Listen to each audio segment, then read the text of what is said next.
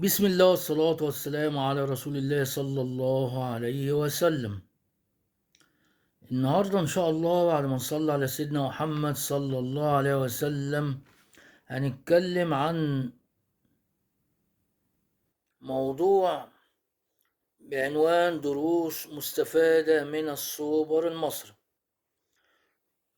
ففي البداية لابد وأن نهنئ النادي الأهلي بالحصول على السوبر المصري بعد تعادله مع نادي الزمالك بدون أهداف في نهائي السوبر المصري والفوز بضربات الترجيح من نقطة الجزاء. فمبروك للنادي الأهلي، وده العادي بتاعه إن هو أبو البطولات، وهو الألف في البطولات في مصر بالنسبة لأندية الدوري كلها. فتهنئة مستحقة للنادي الأهلي ولاعيبة النادي الأهلي وجمهور النادي الأهلي. ده أولا. طبعا السوبر المصري ده بالنسبة للأهلي سوبر رقم 15.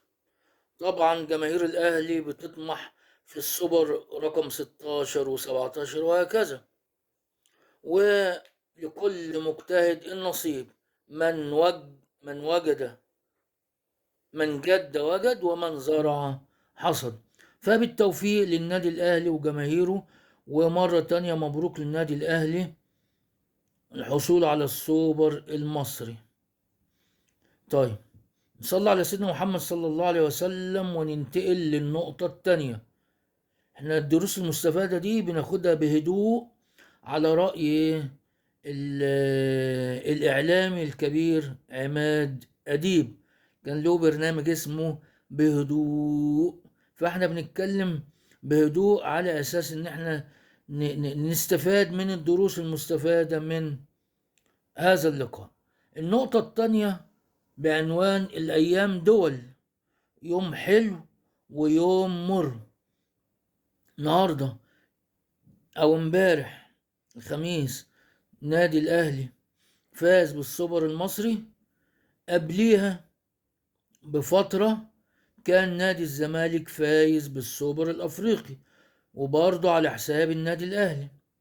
فالفرقتين كبار، وزي ما باركنا للزمالك بالسوبر الأفريقي على حساب غريمه التقليدي النادي الأهلي، وزي ما باركنا للنادي الأهلي بالسوبر المصري على حساب غريمه التقليدي نادي الزمالك.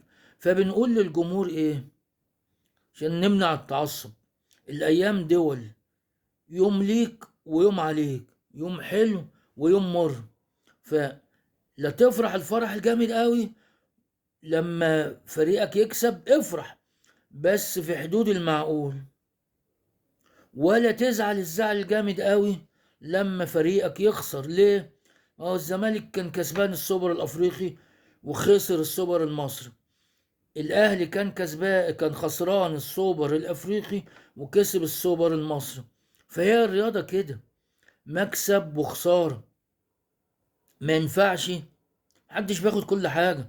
طبعا لكل مجتهد نصيب، ولازم تاخد بالاسباب، ولازم اللعيبة كل فريق تحط في دماغها ان المباراة دي مصيرية. مفيش حاجة اسمها حياة او موت. قبل الماتش عايشين ان شاء الله، وبعد الماتش عايشين ان شاء الله. لكن مباراة مصيرية، مباراة مهمة، مباراة عايز تفرح بيها جمهور ناديك وجمهورك. فالايام دول لا تفرح الفرح الكبير ولا تزعل الزعل الكبير. وحاجة تانية مهمة، لا تشمت في جمهور النادي الآخر الشماتة الكبيرة قوي، لأن هيجي يوم هتكون مكانهم. فزي ما انت تحب ان هم ما يشمتوش فيك الشماتة الكبيرة قوي دي، انت برضو يعني افرح مع فريقك. مالكش دعوة بجمهور المنافس، مالكش دعوة بالجمهور المنافس. مفيش تحفيل، وإن كان ده يعني صعب يحصل، لكن أنا بقول الصح. صح ما تحفلش على الجمهور المنافس. انا بتكلم كده سواء جمهور اهلي او جمهور زمالك، مفيش تحفيل على الجمهور الاخر، لان ممكن انت تتحط في الوضع ده. الموضوع كان ضربات جزاء، كان ممكن الضربة دي تيجي، الضربة دي ما تجيش، كان ممكن الفريق الخسران يكسب وكان ممكن الفريق الكسبان يخسر.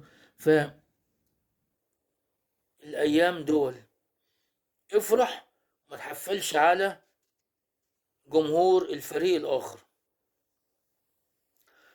طيب، عايزين موضوع مهم بقى، اللي هو الموضوع الثالث أو النقطة الثالثة في الدروس المستفادة، اللي هي موقف المصري الحقيقي من أزمة الكابتن عبد الواحد السيد واللعيبة مصطفى شلبي ونبيل عماد دونجا.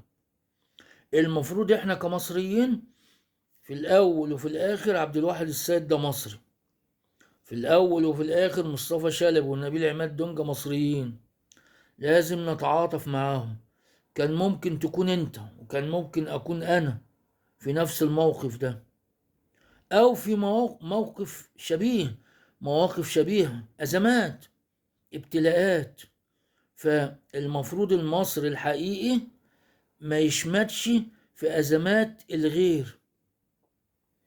حصل للكابتن عبد الواحد ومصطفى شلب ونبيل دونجا مشكلة في الإمارات، بصرف النظر عن الانتماءات نقف في ظهرهم، نساندهم، ندعي لهم، زي ما أهلاوية كتيرة كانوا متعاطفين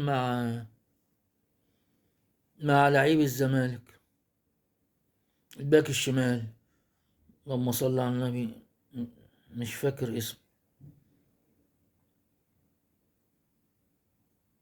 فالمفروض تتعاطف، او اضعف الايمان ما تشمتش، اضعف الايمان ما تشمتش.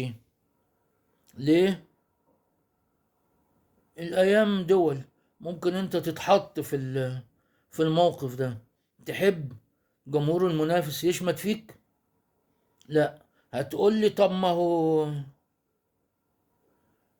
هو موضوع حسين الشحات ومحمد الشيبي، في جماهير من الفريق المنافس شمتت وكانت بتشجع الشيبي ضد حسين الشحات.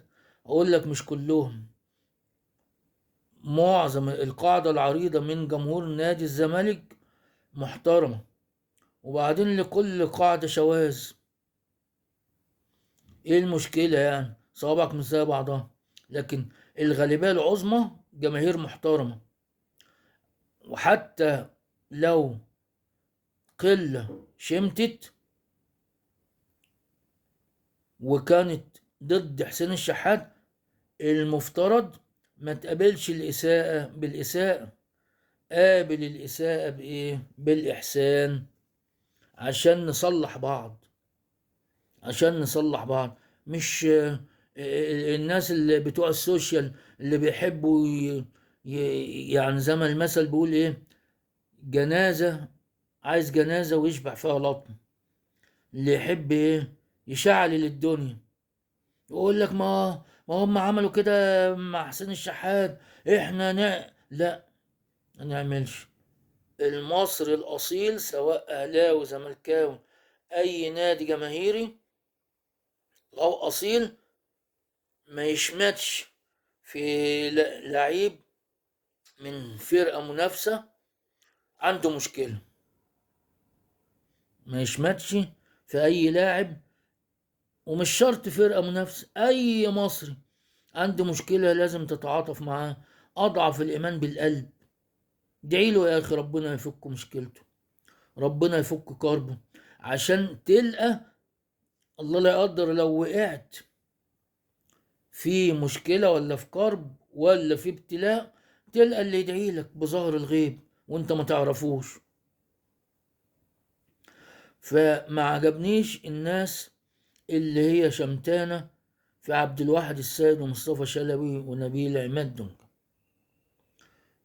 مش اقول اكتر من كده عشان ما اطولش. نوصل للنقطة أو الدرس المستفاد الرابع، وهو شيكابالا ونية الاعتزال. كان بيقال، أو يعني كان في بعض المصادر بتقول إن شيكابالا